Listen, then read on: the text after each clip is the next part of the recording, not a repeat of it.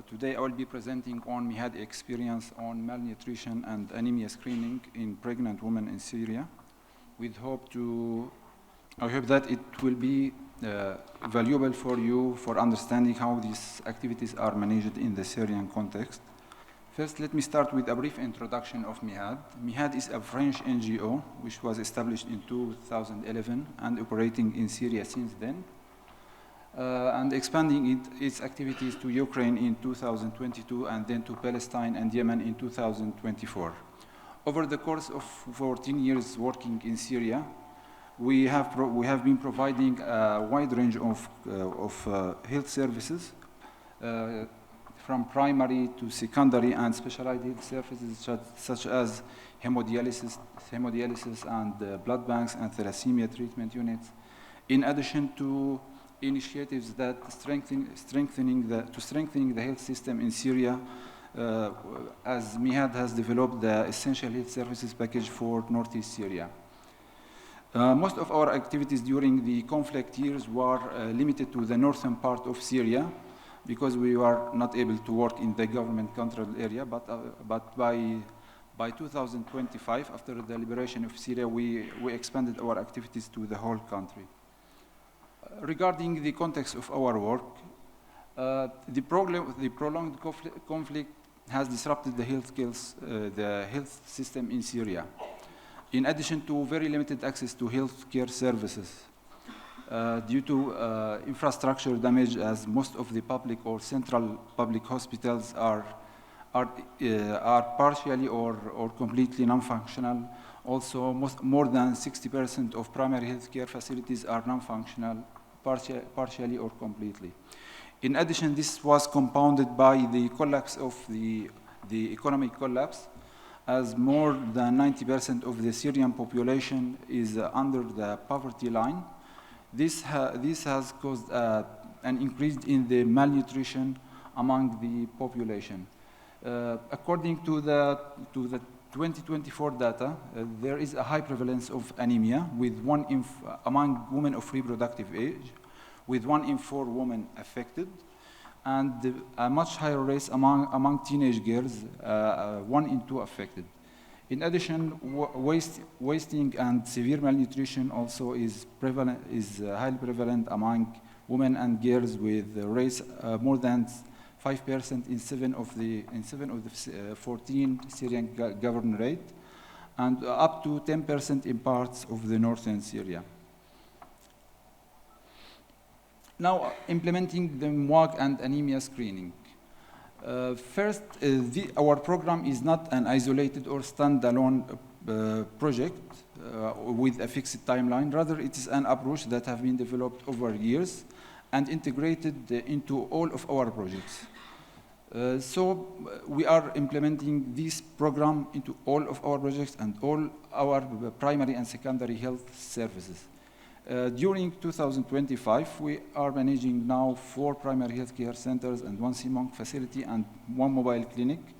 We are implementing this screening program across these 6 facilities. And now, the pillars of the screening program, we have four main pillars, which include systematic MUAC and anemia screening, capacity building of healthcare workers, and community-based interventions and tailored interventions and follow-up. For the first pillar, systematic MUAC and anemia screening.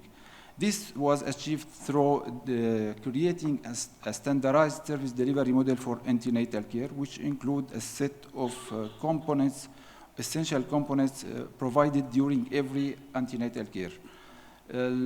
Anemia and malnutrition and MUAC measurement is two essential components of these final functions of antenatal care at our facilities.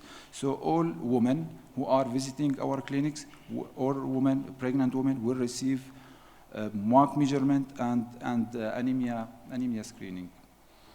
The second pillar is the capacity building of the healthcare workers. We are implementing a series of cascade training. It's not a separate or isolated training. Rather, it's a comprehensive program. It's over the last 2 to 3 years. we have developed our own trainers from our own staff, so we are conducting this training on a regular basis for all the staff, and expanding also to the healthcare workers in the public health sector and to the other healthcare workers working in the NGOs. So in 2024, we have trained more than 300 healthcare workers, and in 2025 we have trained more than 200 healthcare workers. This training also is part of a general training, like the training for community health workers, is the MUAC measurement and assessment for malnutrition, and assessment for anemia and danger signs during pregnancy, and health awareness for pregnant women. This is part of the community health worker training package. Also, the midwives and the nurses involved in antenatal care they are trained on MUAC measurement and anemia assessment through the antenatal care training.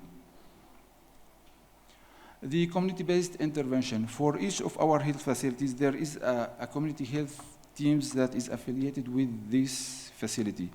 They are responsible for covering all the catchment population of this facility.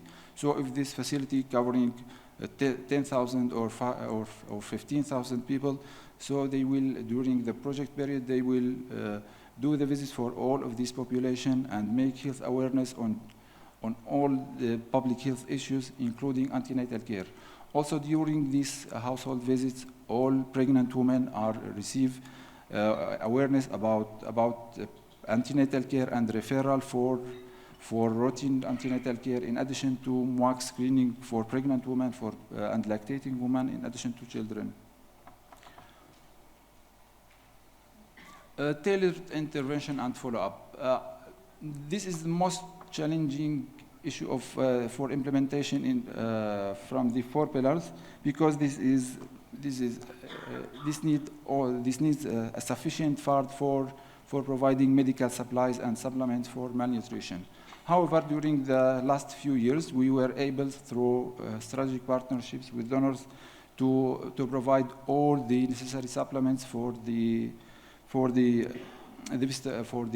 pregnant women, including micronutrition, folic acid, and iron supplementation, in addition to providing nutrition supplements for those who have malnutrition, according to the CMAM program, which is implemented at all of the primary and secondary health facilities.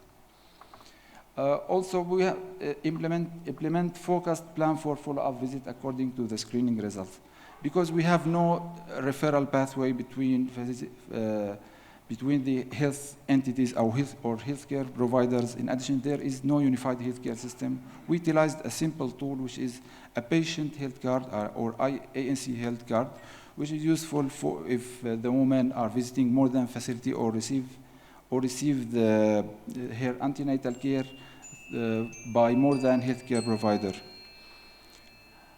The results, this is a programmatic results, not a community-based data. It's only a programmatic according to our projects and derived from the data from our facilities only. So we have achieved a high percentage of coverage for malnutrition assessment and for anemia screening at facility and at the community level. Also, anemia at birth date is less than 7% compared to 19% at first ANC visit. Also, and compared to 25% at the community level. Reduction in malnutrition rate of 33.6% from 12.8 at first ANC to 8.5 at birth date. Also, at our facilities where we are providing vaginal or cesarean deliveries, during 2025, we conducted more than 2,000 births, and also the percentage of low birth weight and prematurity is very low. It's success with the intervention. The integration into routine services such as antenatal care improves coverage. because we are implementing that not as an isolated services, rather it is part of primary healthcare services. So every woman who are visiting this facility, even for chronic disease or for infectious disease, will receive also this screening at the facility. This has improved the coverage in the community. Also, capacity building, enhanced staff competency and adherence. Over the years, we have, as I said, we have a cascade training for all the components of reproductive and neonatal and child health, which include six training packages. And during the last 2 to 3 years, also we benefited from training of trainers program provided by the technical working group in Syria. So we have qualified our own trainers, and now we are implementing these trainings at regular basis. Community outreach also, as we are in most cases we are working in rural areas. So we have with very limited access to healthcare services, and also low health-seeking behavior between the population. So we are reaching them and providing these services and linking them with the health facility at their homes. Challenges and areas for improvement. The main challenge is the provision of medical supplies, as in some cases we are not able to implement the CMAM program because we don't have the medical supplies. Also, lack of continuity of care across various healthcare entities, because there is no unified healthcare system or health information system that link the facilities with each other. Also, inconsistent funding leading to resource shortage and service gaps. Areas for improvement. The main area is to scale up this program for a nationwide program. This should be led by the health authorities and by collaborative efforts between stakeholders and healthcare providers, and strengthening the integration between different healthcare entities to ensure continuum of patient care and follow-up. Thank you for your attention.